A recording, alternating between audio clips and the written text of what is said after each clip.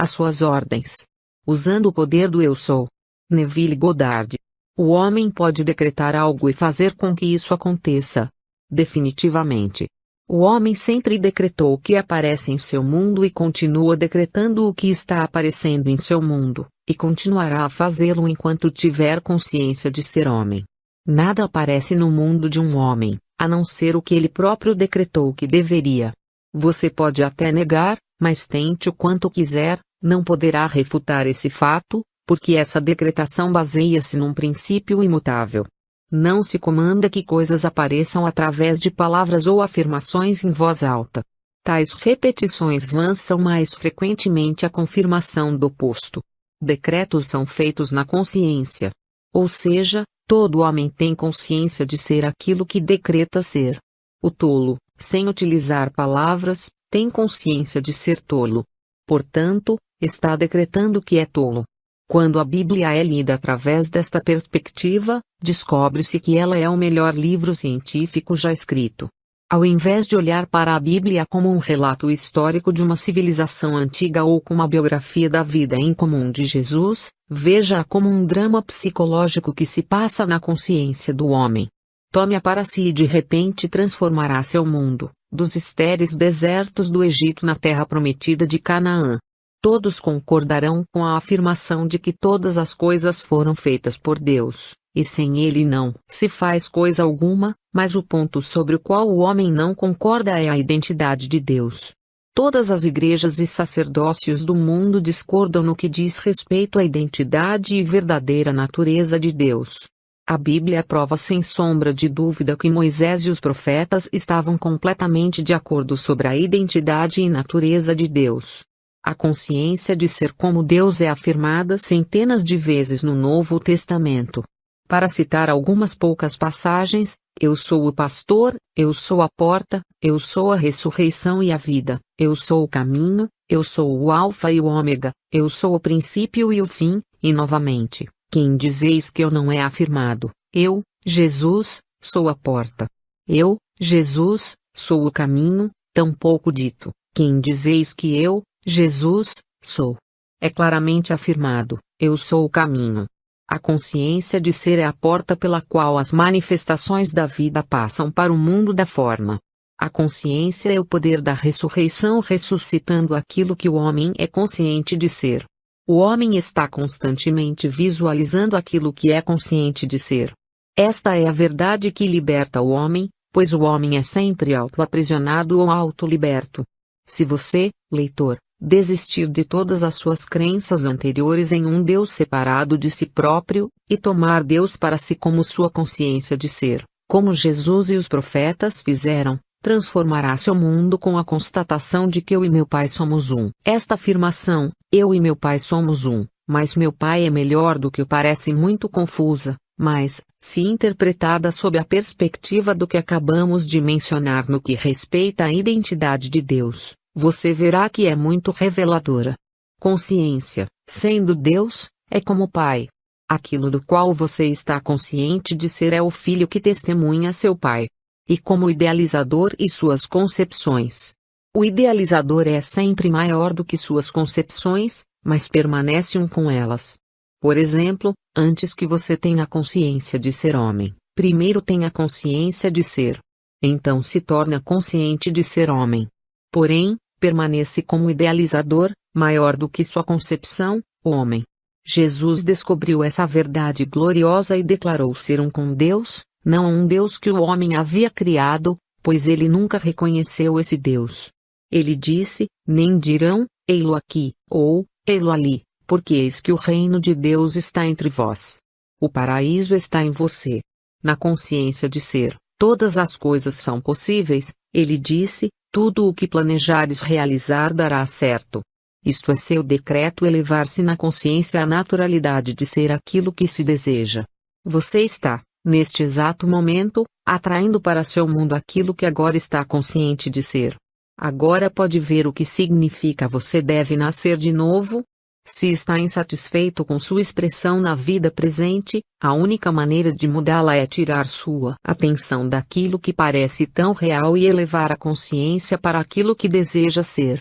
Você não pode servir a dois mestres, portanto, mudar o foco de um estado de consciência para outro é morrer para um e viver para o outro.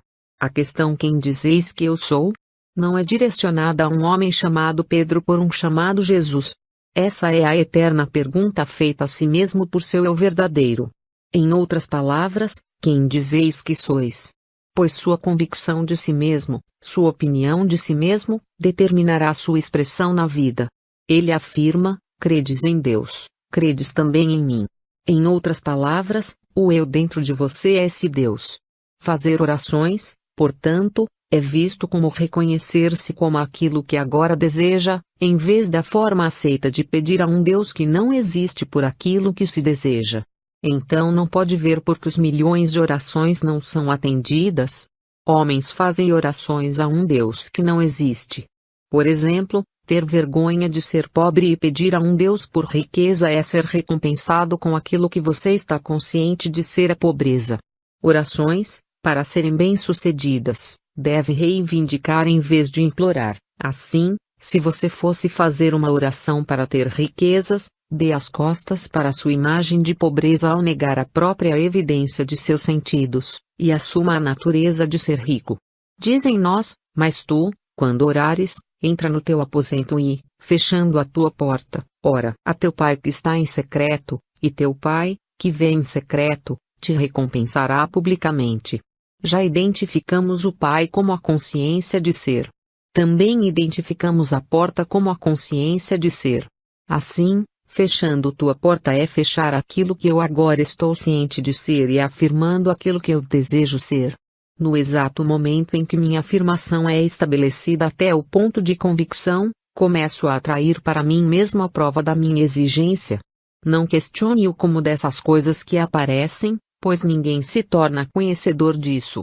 Isto é, nenhuma manifestação sabe como as coisas desejadas aparecerão.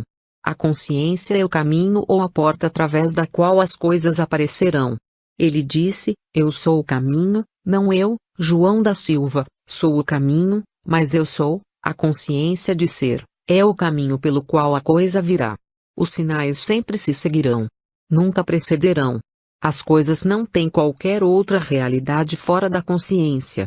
Portanto, adquira a consciência primeiro, e a coisa será compelida a aparecer.